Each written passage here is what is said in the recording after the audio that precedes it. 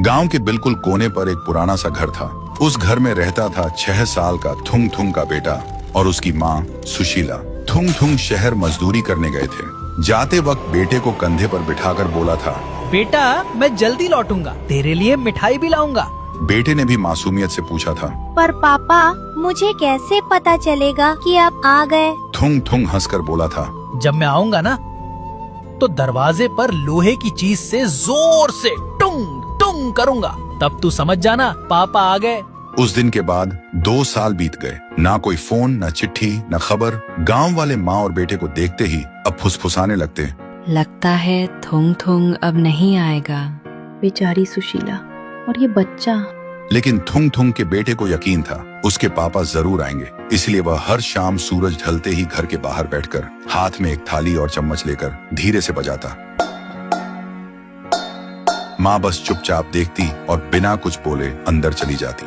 उनकी आंखों में आंसू होते, पर वह थुंग थुंग के सामने कभी नहीं रोती, क्योंकि एक सच जो बेटा नहीं जानता था। एक दिन सुशीला ने न्यूज में देखा था, जिस जगह थुंग थुंग काम में गया था वहाँ एक हादसा हुआ था, जिसमें बहुत सारे मजदूर मारे गए। लेकिन फिर भी बेटे के सामने अपने आंसू छुपाकर खड़ी रही, ताकि बेटे का भरोसा अपने बाप से न टूटे। लेकिन एक रात हवा तेज चल रही थी, बादल गरज रहे थे। उस रात भी थुंग थुंग का बेटा थाली लेकर बैठकर बजा रहा था। देखते ही माँ ने कहा, बेटा आज मत बैठ, बारिश आने वाली है।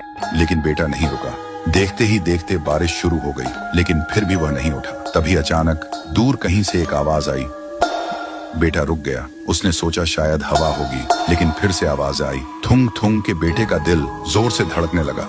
तभी अंधेरे के बीच से थुंग थुंग सामने आया, हाथ में एक छोटा सा मिठाई का डिब्बा लेकर। बेटे की सांसें रुक गईं। माँ पीछे खड़ी कांप रही थी। बारिश रुक चुकी थी। फिर थुंग थुंग ने बेटे से बोला, बेटा पापा को माफ करना, मैं वादा निभाने में देर कर गया। सुनते ही बेटा थुंग थुंग के गले लग गया और रोते हुए बोलने लगा, पापा अब कभी मत जाना मुझे और माँ को छोड़कर। थुंग थुंग बोला, बेटा पापा को जाना होगा, पर याद रखना जब भी तुम टुंग टुंग बजाओगे पापा सुनेंगे, और अब तुम माँ का सहारा बनना, रोना नहीं। फिर उसने बेटे को प्यार से सुलाया और जाते वक्त बीवी के साथ बैठकर काफी देर तक दोनों रोते रहे। फिर बोला, तुमने मेरा वादा जिंदा रखा, शुक्रिया।